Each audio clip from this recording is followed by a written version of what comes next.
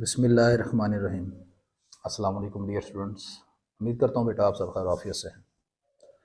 आपको MMP methods of mathematical physics की class में वेलकम। क्लास को प्रॉपरली स्टार्ट करने से पहले एक मरतबा दुरूद शरीफ पढ़ लें। बिस्मिल्लाहिर्रहमानिर्रहीम। अल्लाहुम्मा सल्लि अला मुहम्मदिन व अला आलि मुहम्मदिन कमा सल्लैता अला इब्राहीम व अला आलि इब्राहीम इन्नका हमीदुम मजीद। अल्लाहुम्मा बारिक अला मुहम्मदिन व अला आलि मुहम्मदिन कमा बारकता अला इब्राहीम व अला आलि इब्राहीम इन्नका हमीदुम मजीद। आज के इस शॉर्ट लेक्चर में हम एक important theorem, existence theorem for Laplace transformation को डिस्कस करेंगे। वेरी शॉर्ट वीडियो में इंशाल्लाह मैं बड़े आसान तरीके से आपके साथ इस थ्योरम का प्रूफ और इसकी स्टेटमेंट जो है वो डिस्कस करने जा रहा हूँ। तो स्टार्ट करते हैं जी। थ्योरम को प्रॉपरली स्टार्ट करने से पहले एक छोटी सी डेफिनेशन यहाँ पर जिसका मैं इस्तेमाल करूँगा।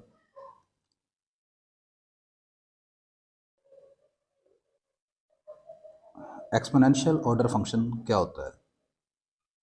मैंने लिखा जी एक फंक्शन एफ है जो कि आपके इनफाइनाइट इंटरवल 0 से इन्फिनिटी के ऊपर डिफाइंड है। इस फंक्शन को मैं कहूँगा कि ये एक्सपोनेंशियल ऑर्डर है और इसका अल्फ़ा ऑर्डर जो है वो अल्फ़ा है। As t approaches to infinity, t यहाँ पर वेरिएबल है, यानी कि आपका जो फंक्शन है वो वेरिएबल टी में है। तो इस फंक्शन टी को, इस फंक्शन एफ को मैं एक्सपोनेंशियल ऑर्डर अल्फ़ा कहूँगा अगर ये इस कंडीशन को पूरा करता है। एफ ऑफ टी का जो मोड है इज़ लेस देन और equal to M time M into e raise to power alpha t. जबकि एम और टी क्या है, ये वाला टी तो आपके पास फंक्शन में जो वेरिएबल है उसको रिप्रेजेंट कर रहा है, और ये जो एम और टी हैं ये दो रियल कांस्टेंट है, दोनों पॉजिटिव हैं। कहता ये है कि जब आपका टी जो है इस पॉजिटिव टी से बड़ा हो, ठीक है, तो एफ ऑफ टी का आंसर इस नंबर से छोटा होना चाहिए, यानी बाउंडेड होना चाहिए। ठीक है, तो ऐसी सूरत में आप फंक्शन को कहेंगे कि ये एक्सपोनेंशियल ऑर्डर फंक्शन है और इस का जो ऑर्डर है वो अल्फ़ा है। ये बिल्कुल वही बाउंडेड फंक्शन की तरह है। आप जानते हैं कि फंक्शन को आप बाउंडेड फंक्शन कहते थे अगर उसका आंसर जो है वो किसी पॉजिटिव रियल नंबर m से छोटा आ जाता है। ठीक है ना। तो यहाँ पर सिर्फ एक इजाफी कंडीशन ये है कि इस m के साथ अगर आप ये नंबर, ये वाला फैक्टर जो है e इंटू ए रेस्ट पावर अल्फ़ा टी, इसको भी इंक्लूड कर लें, तो ऐसी सूरत में ये फंक्शन जो है वो एफ ऑफ टी, ये जो फंक्शन है this is called exponential order function, और उसका ऑर्डर जो है वो अल्फ़ा होगा। तो इसको मैं इस्तेमाल करूँगा यहाँ पर। ठीक है, अब आगे देखें कि existence theorem for Laplace transformation क्या चीज़ है, इसकी स्टेटमेंट क्या है। आपसे पेपर में पूछा जाता है कि इसकी स्टेटमेंट और प्रूफ बताएं। मैंने लिखा जी suppose f of t be real valued valued फंक्शन। एक फंक्शन एफ ऑफ टी है वो रियल वैल्यूड फंक्शन है। रियल वैल्यूड फंक्शन का मतलब होता है बेटा ऐसा फंक्शन जिसके तमाम आंसर जो है वो रियल नंबर हैं। अब ये जो फंक्शन है ये दो प्रॉपर्टीज़ को सेटिस्फाइड कर रहा है। पहली ये है कि एफ ऑफ टी एक पीस वाइज कंटिन्यूस फंक्शन है over an infinite interval 0 to infinity. आपका ये जो फंक्शन है पीस वाइज कंटिन्यूस है इस इंटरवल के ऊपर, 0 से इन्फिनिटी के ऊपर। अब ये अगर फंक्शन आपका इस इनफाइनाइट इंटरवल के ऊपर कंटिन्यूस है तो मैं इसको ऐसे भी लिख सकता हूँ that is f of t is a piece wise continuous over the close interval. तो सारी सी बात है ये अगर इनफाइनाइट इंटरवल के ऊपर कंटिन्यूस है तो उसके किसी सब पार्ट के ऊपर, सब इंटरवल के ऊपर भी कंटिन्यूस होगा। पहली शर्त तो ये है कि फंक्शन जो है आपके पास इस इंटरवल पर 0 से लेकर ए के दरमियान, ठीक है, कंटिन्यूस है, पीस वाइज कंटिन्यूस है। अगली चीज़ ये है कि f of t is a function of exponential order alpha. और दूसरी शर्त ये है कि अगर आपका फंक्शन जो है वो एक्सपोनेंशियल ऑर्डर फंक्शन है विद ऑर्डर अल्फा, तो फिर याद रखें कि इसका जो लैपलेस इंटीग्रल है वो लाजमन एग्जिस्ट करेगा। ठीक है, यानी लैपलेस इंटीग्रल क्या होता है, ये सारी चीज़, ये इंटीग्रल एग्जिस्ट करेगा। यहाँ पर एस क्या है, एस आप जानते हैं। अच्छा बेटा यहाँ पर मैं बता रहा हूँ कि एस आपका जो है वो आमतौर पर रियल नंबर भी होता है, लेकिन हम इसकी जर्नलाइज फॉर्म को डिस्कस करेंगे। ऐसे यहाँ पर एज कॉम्प्लेक्स नंबर है। ठीक है, तो लैपलेस इंटीग्रल ये क्या कह रहा है, इसमें से दो चीज़ें हैं। एक तो आपका फंक्शन कंटिन्यूस है, दूसरा ये है कि ये एक्सपोनेंशियल ऑर्डर अल्फ़ा है। फंक्शन जो है वो एक्सपोनेंशियल ऑर्डर अल्फ़ा है, की प्रॉपर्टी को सेटिस्फाई करता है। तो फिर आपने ये प्रूव करना है कि इसका लैपलेस इंटीग्रल लाजमन एग्जिस्ट करेगा। ठीक है, एग्जिस्ट करेगा या कन्वर्ज करेगा। अब देखें ये जो लैपलेस इंटीग्रल है ये एक इम्प्रॉपर इंटीग्रल है। आप जानते हैं एक इंटीग्रल को इम्प्रॉपर कहते हैं अगर उसकी लिमिट ऑफ इंटीग्रेशन के कोई एक एंड पॉइंट या दोनों एंड पॉइंट इन्फिनिटी हो जाए, ठीक है, या अंदर वाला फंक्शन किसी नंबर पर अनडिफाइंड हो, तो अब यहाँ पर देखें इसका अपर एंड पॉइंट जो है वो इन्फिनिटी है, इसका मतलब लाप्लेस इंटीग्रल जो है वो one of the improper integral है, ये एक इम्प्रॉपर इंटीग्रल की टाइप है, ठीक है। अब ये कन्वर्ज करने का मतलब ये है कि आपने ये प्रूफ करना है कि इसका जो आंसर है वो कोई फाइनाइट रियल नंबर आता है, ठीक है। अब ये जो इसका लाप्लेस इंटीग्रल जो है वो कन्वर्ज करेगा कब, जब आपने, अगली बात ये है कि जब इसका रियल पार्ट ऑफ एस जो होगा ना, ये इसमें चीज़ आगे आप ऐड कर लें, real part of S, sorry इसको ऐसे लिखना चाहिए मुझे, real of S, real of S जो है वो अल्फ़ा से बड़ा होगा, नहीं समझे। मिसाल के तौर पर मैं कहता हूँ एस मेरे पास एक कम्प्लेक्स नंबर है, लाइक जैसे 3+2 जो होता है, और अल्फ़ा की कीमत है जैसे 1, तो लैप्लेस इंटीग्रल तब एग्जिस्ट करेगा जब अगर एस का रियल पार्ट निकालो, रियल ऑफ एस कितना निकलेगा, रियल ऑफ एस आएगा आपके पास यहाँ पर 3 के बराबर, रियल पार्ट ऑफ एस कितना है, 3 है, 3 यहाँ पर अल्फ़ा की कीमत सपोज 1 है, तो 3 यहाँ पर 1 से बड़ा है, तो मैं कहूँगा कि आपका ये जो लैप्लेस इंटीग्रल है ये इस सूरत में कन्वर्ज करेगा हमेशा। कन्वर्ज करने का मतलब है भाई इसका आंसर जो है वो फाइनाइट रियल नंबर आएगा। अगर ये जो दो कंडीशन है ना, ये जो पूरी लाइंस हैं, ठीक है, यहाँ से यहाँ तक, ये इसकी इजाफी कंडीशन है, ये कुछ ऑथर जो हैं कुछ टेक्स्ट बुक में आपको मिलेंगी, ठीक है। अब अदरवाइज़ आपका जो लैप्लेस थ्योरम की एग्जिस्टेंस थ्योरम है, ठीक है, लैप्लेस ट्रांसफॉर्म का, वो यहाँ पर ख़त्म हो जाता है।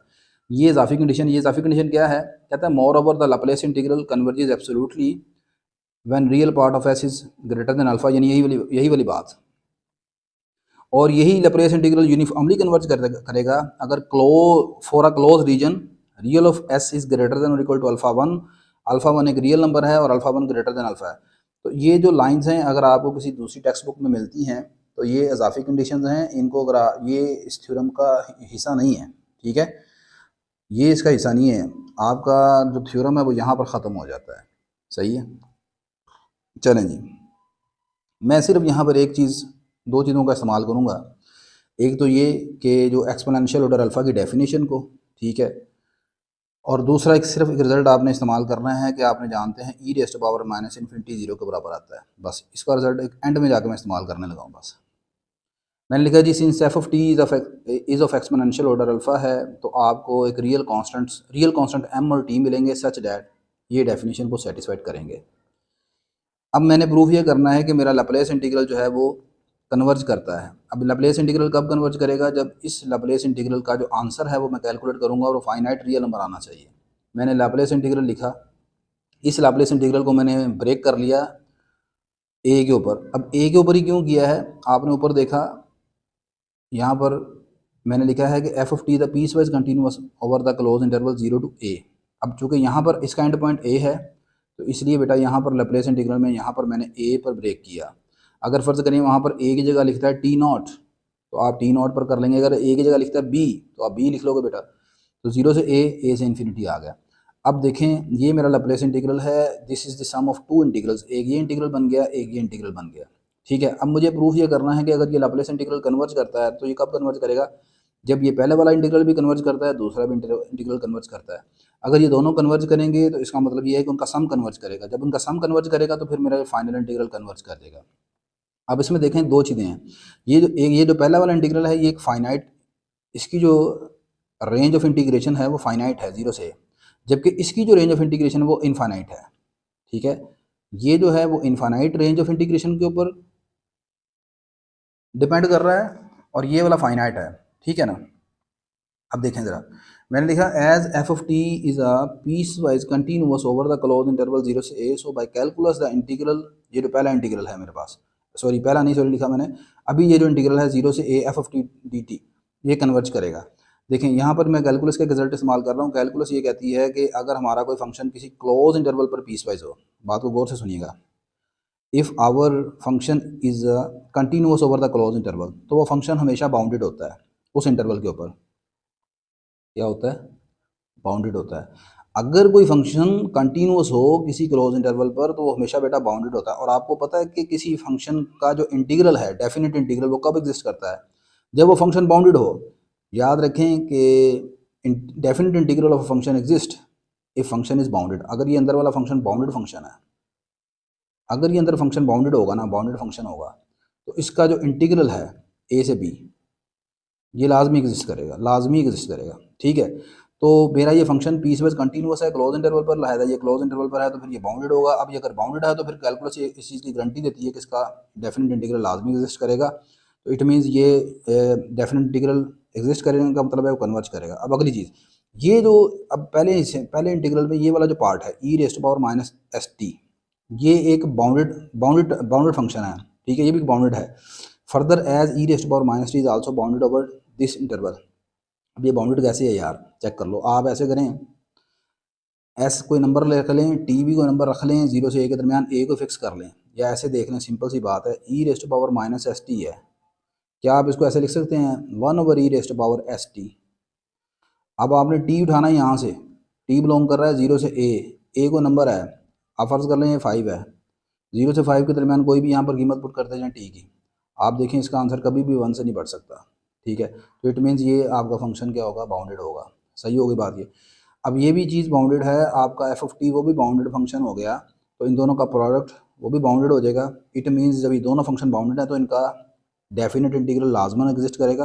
सो the first integral of two converges, इसका जो पहला इंटीग्रल है ना, यानी ये वाला हिस्सा, ये आपने दिखा दिया कन्वर्ज करता है। अब मैं दिखाऊंगा कि ये वाला इंटीग्रल भी कन्वर्ज करता है, ठीक है ना। अब इस इंटीग्रल को कन्वर्ज करने के लिए मैं यहाँ पर एब्सोलूट कन्वर्जेंस दिखाऊंगा। अब आप कहेंगे सर एब्सोलूट कन्वर्जेंस का क्या यहाँ पर लिंक आ गया, इसमें दो चीज़ें देखें बेटा, इसके ऊपर एब्सोलूट लेने की वजह क्या है। नंबर 1, एक तो ये है कि मैं यहाँ पर इस डेफिनेशन को इस्तेमाल करूँगा, ये जो एक्सपोनेंशियल ऑर्डर फंक्शन की है, ठीक है, इसमें आप देखें एब्सोलूट है। सेकंड रीज़न जो है यहाँ पर एब्सोलूट की ये है, आपने सीरीज़ के मतलब पढ़ा हुआ है, आप कहते हैं कि ये बिल्कुल इन्फानाइट सीरीज़ हो या ये जो इन्फानाइट इंटीग्रल्स हैं, इन दोनों का बिहेवियर एक जैसा होता है। बेटा देखें, एक इन्फानाइट सीरीज़ है, जब आप कहते हैं ना वो एब्सोलूट कन्वर्ज करती है, अगर वो एब्सोलूट कन्वर्ज कर दे तो हम कहते हैं वो सीरीज़ इटसेल्फ हर वैल्यू के लिए कन्वर्ज करेगी। तो जब आप कहते हैं ना कि एक इंटीग्रल, ऐसे एक इंटीग्रल है, सॉरी यार, ये इंटीग्रल है ए से बी एफ, सपोज ये मेरा इंटीग्रल है, अगर ये एब्सोलूटली कन्वर्ज करता है ना तो फिर कन्फर्म है कि ये विदाउट एब्सोलूट लाजमी कन्वर्ज करेगा, ठीक है ना, हर वैल्यू के लिए। तो अब इट मीन्स एब्सोलूट कन्वर्जन जो है वो स्ट्रॉन्गर कंडीशन होती है, सही है। और दूसरी बात ये मैंने बताया कि आपको मैंने यहाँ पर इस कंडीशन को इस्तेमाल करना है जो एक्सपोनेंशियल ऑर्डर फंक्शन की है, तो इसमें आपके पास एब्सोलूट इस्तेमाल हो रहा है, ठीक है। तो सिंपल सी बात है, मैंने नाउ लिखा, now for the second integral of two we consider, second integral को मैंने कंसीडर किया। देखिए दो अभी पहले इसको मैंने इसकी कन्वर्जेंस दिखाई है, अब इसकी कन्वर्जेंस दिखाई है, बस और कुछ भी नहीं किया, ठीक है ना। Now for the second integral of two, ये मैंने यहाँ पर उसके ऊपर एब्सोलूट ले लिया। अब मेरे पास एक प्रॉपर्टी आपने पढ़ी होगी, ए से बी एफ का जो इंटीग्रल है ये हमेशा लेस देन और इक्वल होता है इंटीग्रल ए से बी एफ एब्सोलूट। मतलब अगर एब्सोलूट बाहर लगाओ तो एब्सोलूट अगर आप अंदर ले आएँ तो फिर ये जो होल एब्सोलूट वाला लेफ्ट साइड है ये हमेशा छोटी होती है इससे, तो मैंने इसको अंदर शिफ्ट कर दिया। अब मैं इसका आंसर निकालना चाह रहा हूँ इस इंटीग्रल का। मैंने लिखा एज ए से infinity e rest power minus s t d t, ये इसके बराबर लिख सकता हूँ मैं ऐसे। अब आप गौर करें, यहाँ पर मैंने एस लिखा हुआ है, यहाँ पर एक्स आ गया है, ये कैसे आ गया है, गौर कीजिएगा। अब इस स्टेप को बस आपने गौर करना है। देखें एस मेरे पास एक कम्प्लेक्स नंबर है, ये लिखा हुआ है e raised to power minus s t, इसको मैंने सोल्व करना है। Can you write it as, इसको आप ऐसे लिख सकते हैं, एस की जगह मैं लिख देता हूँ x plus iota y complex number, आगे लिखा हुआ मैंने टी को अंदर मल्टीप्लाई करवा दूँगा अगर मैं, क्या आप इसको ऐसे लिख सकते हैं minus x t into minus iota y t, लिख सकते हैं कि नहीं लिख सकते, लिख सकते हैं जी, ठीक होगी बात ये। अच्छा अब दूसरी बात ये कि इनके ऊपर लगा हुआ है एब्सोलूट, ये यहाँ पर एब्सोलूट की शक्ल में है, ये मैंने ले लिया इसका एब्सोलूट। अब आप देखें कि टी एक रियल नंबर है, एक्स जो है वो रियल पार्ट है कॉम्प्लेक्स नंबर एक्स का, दिस इज दी एक्स क्या है, रियल पार्ट है, रियल पार्ट है। रियल पार्ट के ऊपर अब जब एब्सोलूट लेने की ज़रूरत नहीं होती, ये ऐसे ही रह जाएगा, ठीक होगी बात। एब्सोलूट आएगा इसके ऊपर माइनस योटा वाई टी के ऊपर। अब आपने एक रिजल्ट पढ़ा हुआ है ई की पावर योटा थीटा जो होता है ना 1 के बराबर होता है, उसका एब्सोलूट वो कैसे बना। ई की पावर योटा थीटा को आप लिख सकते हैं इस तरह, cos theta plus Yotta sine theta. जब आप इसका मैग्नीट्यूड लेंगे, ई की पावर योटा थीटा का एब्सोलूट लेंगे, तो एब्सोलूट कैसे लेते हैं आप जानते हैं, मॉडुलस, रियल पार्ट का square cos square theta plus sine square theta. तो बेटा यहाँ पर भी इसी तरह जब आप अप्लाई करोगे तो इस सारे का आंसर 1 के बराबर आएगा, बाकी क्या रह जाएगा e rest power minus x t. तो ये रह जाएगा e rest power minus x t, आगे एफ के ऊपर एब्सोल्यूट आ जाएगा बाय यूजिंग 1। अब एफ ऑफ टी पर मैं इसकी डेफिनेशन इस्तेमाल करने लगा हूँ एक्सपोनेंशियल ऑर्डर ऑफ फंक्शन की। अब ये डेफिनेशन क्या है इस्तेमाल करने लगा हूँ कैसे, आप यहाँ पर देखें एफ ऑफ टी छोटा लेस देन और इक्वल है एम टाइम ई रेस्ट पावर अल्फ़ा टी से, तो उसकी जगह मैंने इसकी वैल्यू पुट कर दी, ये एम की एम बाहर आ गया और एफ ऑफ टी की जगह मैंने लिख दिया ई रेस्ट पावर अल्फ़ा टी। अब आगे देखिएगा ज़रा, ये दोनों बेस एक जैसी हैं, पावर ऐड हो जाएंगी। आगे मैंने इसकी इंटीग्रेशन कर दी है, इंटीग्रेशन करने के बाद अब मेन चीज़ इसकी इंटीग्रेशन कैसे करनी है वो ज़रा देखिएगा ज़रा गौर से। अब मैंने इसको सॉल्व करना है ज़रा बेटा। नेक्स्ट बस अब ये लास्ट हमारा एक इंटीग्रल रह गया, इस इंटीग्रल को हमने सॉल्व करना है, और अगर इसका आंसर फाइनाइट नंबर आ गया तो इट मीन्स थ्योरम का प्रूफ हो गया। यहाँ पर देखें बेस एक जैसी है, ये e rest power minus x t है, ये e rest power alpha t है, दोनों बेस एक जैसी हैं, पावर आप जानते हैं ऐड हो जाएंगी। तो आप इसको ऐसे लिख सकते हैं ए से इन्फिनिटी, ये ए है भाई अल्फ़ा नहीं है, ठीक है। ये आ जाएगा जी आपके पास alpha minus x into t d t, t common निकाल लिया, बेस एक जैसी है। अब इसकी इंटीग्रेशन आप जानते हैं, आपने ये e rest power lambda T अगर लिखा हो, लैम्डा रियल नंबर है, इसकी इंटीग्रेशन आप जानते हैं this is e rest power lambda t over lambda plus constant c in case of indefinite integral. यहाँ पर हमारा डेफिनेट इंटीग्रल है तो आप इसको ऐसे लिख लेंगे e rest power alpha alpha minus x over alpha minus x, और लिमिट ऑफ इंटीग्रेशन आ गई ए से इन्फिनिटी। अब देखें नीचे number 1 number alpha minus x है, इसे तो मैं बाहर लिख लेता हूँ, ठीक है। अब ये जब आप अपर लिमिट पुट करेंगे टी की जगह इन्फिनिटी, तो मैं ज़रा इसको ऐसे लिख लेता हूँ limit t approaches to infinity e raise to power alpha minus x into t minus e raise to power alpha minus x, t की जगह आपने ए पुट करना है लोअर लिमिट। अब हम सिर्फ यहाँ पर मुझे बताएं कि ये आपकी जो ये वाली लिमिट है, ये लिमिट तब एग्जिस्ट करेगी जब ये ऊपर वाली पावर जो है वो नेगेटिव होगी, और वो नेगेटिव कब होगी, जब ये साथ वाला कोफिशिएंट जीरो हो जाए, नेगेटिव होगा। लिमिट एग्जिस्ट इफ ये जो आपका कोफिशिएंट है ये लेस देन ज़ीरो आ जाए। जब ये लेस देन ज़ीरो होगा तो इसका मतलब अल्फ़ा एक्स से छोटा होगा। अब एक्स कौन है, आप जानते हैं एस जो था वो एक्स प्लस योटा वाई के इक्वल था, एक्स जो था वो रियल पार्ट था इसका, इसका मतलब है कि अल्फ़ा जो है वो छोटा होना चाहिए रियल पार्ट ऑफ एस से।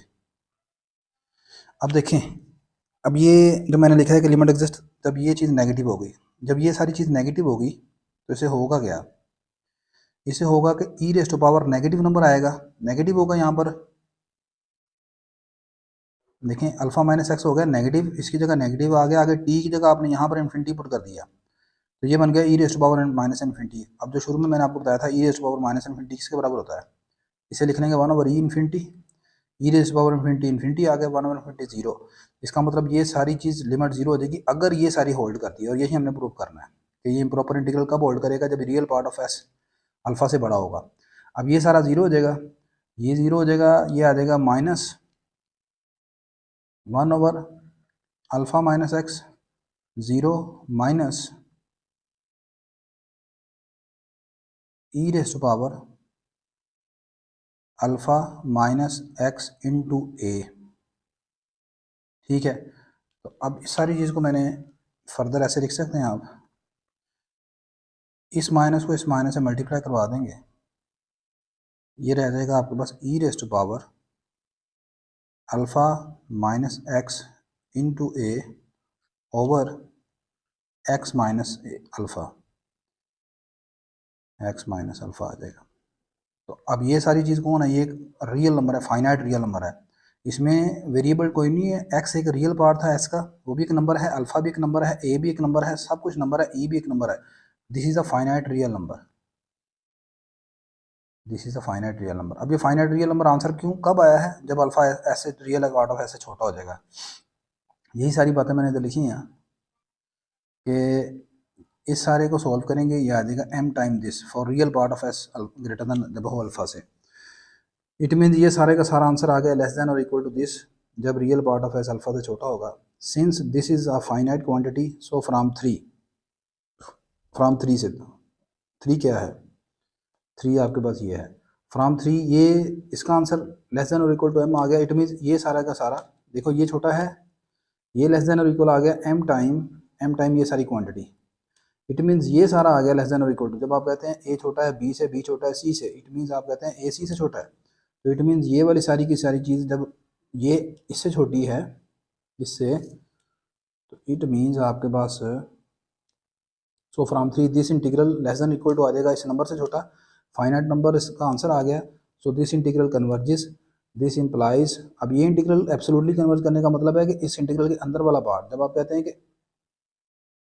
हैं कि ए से बी एफ, सॉरी, आप ये कहते हैं कि जी ए से बी एफ ये कन्वर्ज करता है, तो इट मीन्स जो अंदर वाला विदाउट एब्सोल्यूट है वो भी कन्वर्ज करेगा। तो ये इंटीग्रल कन्वर्ज कर गया कब, जब real part of s alpha से बड़ा होगा।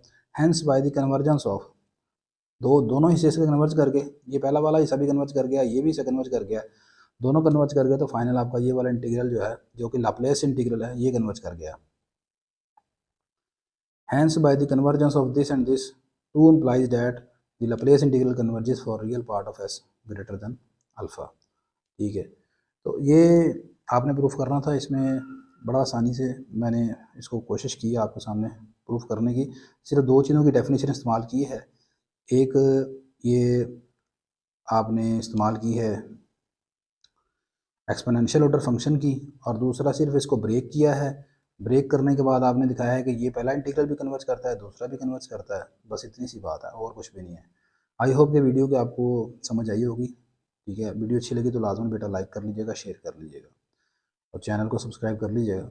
इंशाल्लाह नेक्स्ट लेक्चर में आपसे दोबारा मुलाकात होती है, तब तक के लिए इजाज़त दीजिए। अल्लाह हाफिज़ बेटा।